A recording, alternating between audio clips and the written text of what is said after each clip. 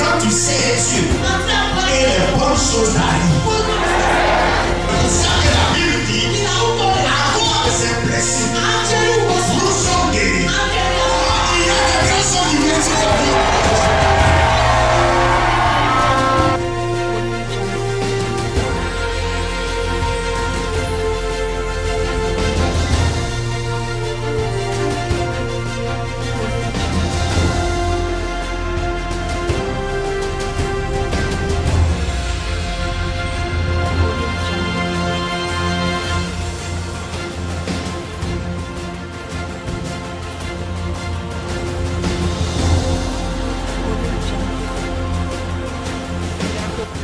Amen. Les bénédictions sont là pour que les enfants de Dieu en profitent.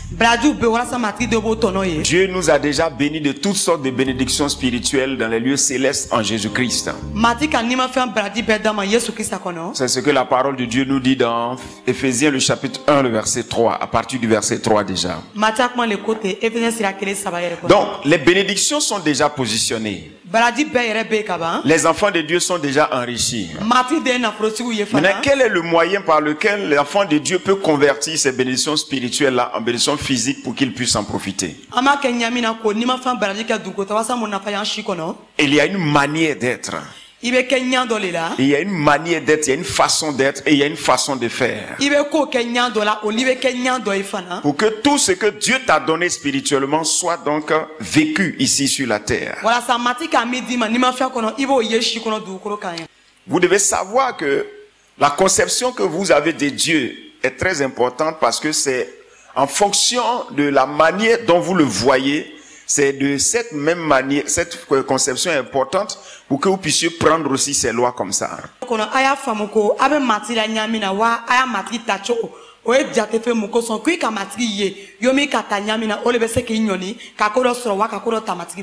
Alléluia. Amen. Gloire à Dieu. Amen. Amen. Amen. La Bible dit de ne jamais marcher sur le conseil des méchants. Pourquoi? Parce que le méchant est méchant. Donc, l'instruction que le méchant a, ce sont des instructions de destruction. Raison pour laquelle il n'est pas conseillé de marcher selon la voie du méchant.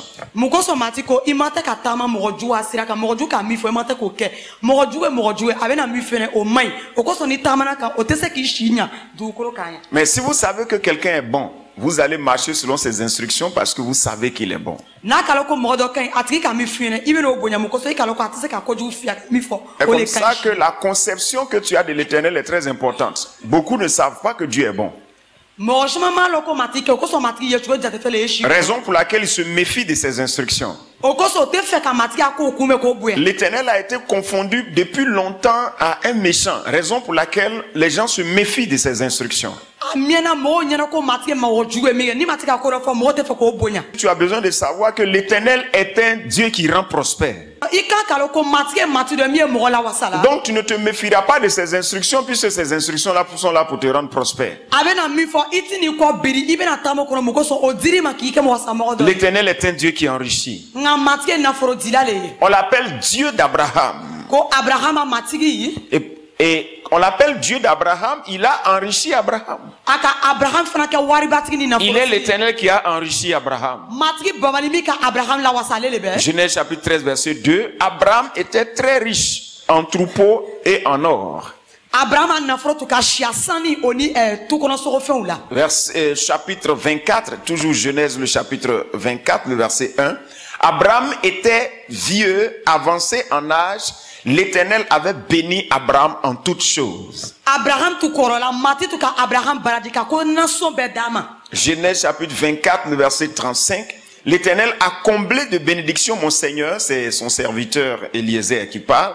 L'Éternel a comblé de biens, de bénédictions mon Seigneur, qui est devenu puissant, et il a donné des brebis. Il lui a donné des brebis, des bœufs, de l'argent, de l'or, des serviteurs, des servantes, des chameaux, des ânes, ça veut dire que l'Éternel enrichit vraiment.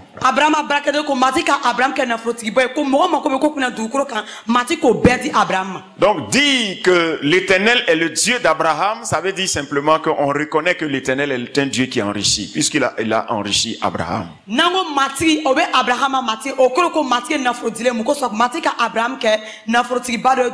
Si l'Éternel est le Dieu d'Abraham et qui n'a pas permis que Abraham meure sur la terre sans voir la richesse, pourquoi le Dieu d'Abraham est-il ton Dieu et tu meurs dans la pauvreté? Ça veut dire qu'il y a un problème. Ni Abraham a mati mi ka Abraham ke na frotie du koro kan na le mati kle bia mati mukoso fanga dabe ni shikono ki sege fo ki fara. La conception que tu as de l'Éternel te pousse à te méfier de ses instructions. C'est pour cela que tu ne bénéficies pas des instructions dans lesquelles Abraham a marché pour qu'il soit enrichi de la sorte.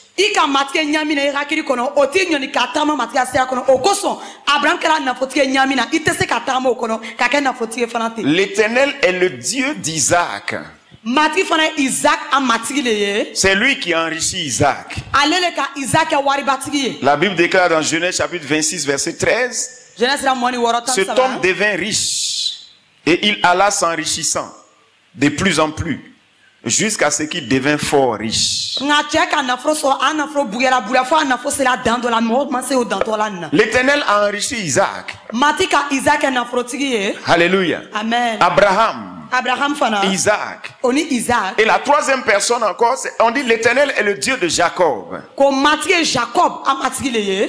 Et Genèse le chapitre 30 verset 43 dit, cet homme devint de plus en plus riche.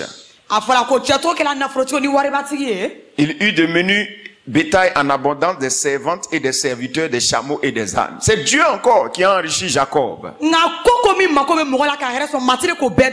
Donc qui est l'Éternel? L'Éternel est un Dieu qui enrichit. De même que tu sais que l'Éternel est un Dieu puissant qui rend puissant, tu as également besoin de savoir que l'Éternel est un Dieu qui enrichit. De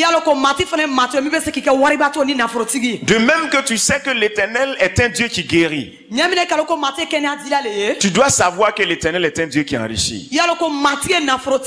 La Bible dit il envoya sa parole et les guérit. Et il les fit retirer de la fosse.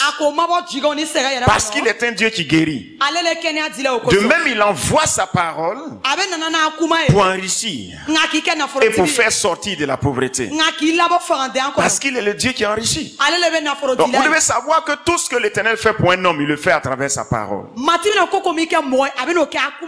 Vous êtes longtemps méfiés de la parole de l'Éternel parce que vous ne connaissez pas les intentions de l'Éternel à votre égard.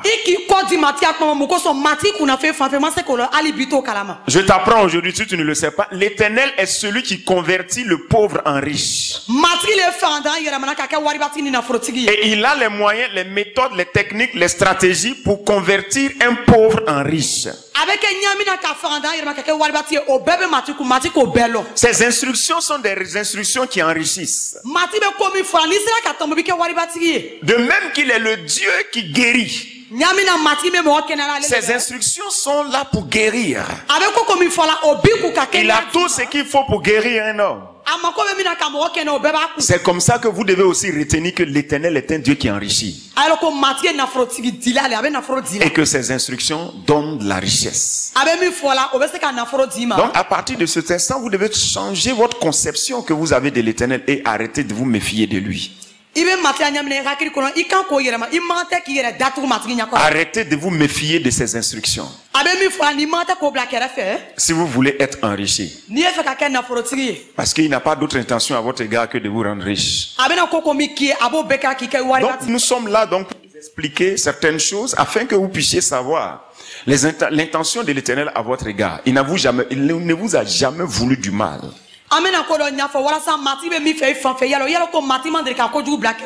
Dis à ton voisin, l'Éternel ne t'a jamais voulu du mal. Donc arrête de te méfier de lui. Gloire à Dieu. Amen. Alléluia. Amen. Donc bien que l'Éternel nous ait déjà bénis de toutes sortes de bénédictions, il est prêt maintenant à nous expliquer ce que nous devons faire pour que toutes ces bénédictions spirituelles soient converties en des bénédictions physiques. mati ka baradi bemi dama ni ma fe kono mati be fe ka ko do nya fo wala sa ama ke nyamina ko baradi ta ko na na du koro kani. Alléluia. Alléluia. Amen. Et cette année particulièrement, Dieu veut nous débarrasser de tout ce qui est entrave à notre prospérité. Nga sani na ona rabalo mati fe ko koko mi koso ante se ka wasani awe fe ko beboy. Plusieurs fils de Dieu sont des payeurs de dîmes. Et parce que la parole de Dieu dit, paie ta dîme et il ouvrira les écluses des cieux sur ta vie. Beaucoup d'enfants de Dieu sont des faiseurs d'offrandes. Parce qu'il est dit qu'en faisant des offrandes, eux aussi ils seront arrosés. Beaucoup de fils de Dieu rendent service aux pauvres. Parce qu'il a dit, celui qui donne aux pauvres, Dieu donc lui remboursera selon son œuvre. Alléluia. Amen. Alléluia. Amen. Mais il y a une autre chose qui lutte contre les enfants de Dieu et les enfants de Dieu n'en sont pas conscients. Leur rébellion dans l'église. Le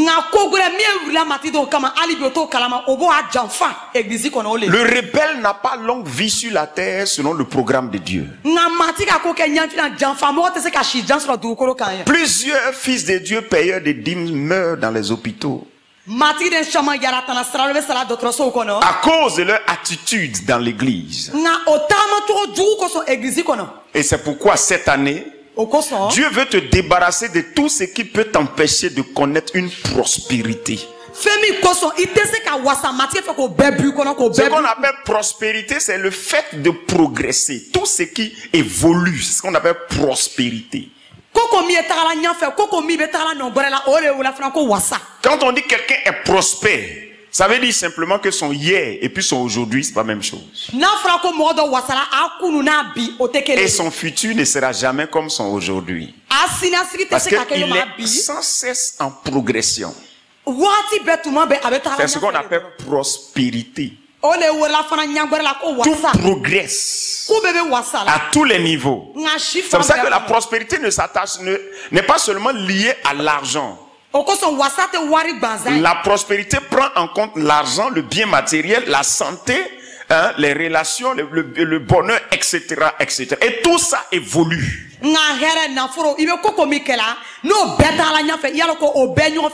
C'est ce qu'on appelle prospérité. Quand on dit quelqu'un prospère, ça veut dire que les choses évoluent dans ses mains. Ça veut dire que lui-même il évolue. Ses biens évoluent. Sa santé évolue. Son bonheur évolue. Sa paix évolue. Tout évolue. Tout se perfectionne. Il est sans cesse en progrès. C'est ce qu'on appelle prospérité. Et c'est ce que Dieu donne à ses enfants.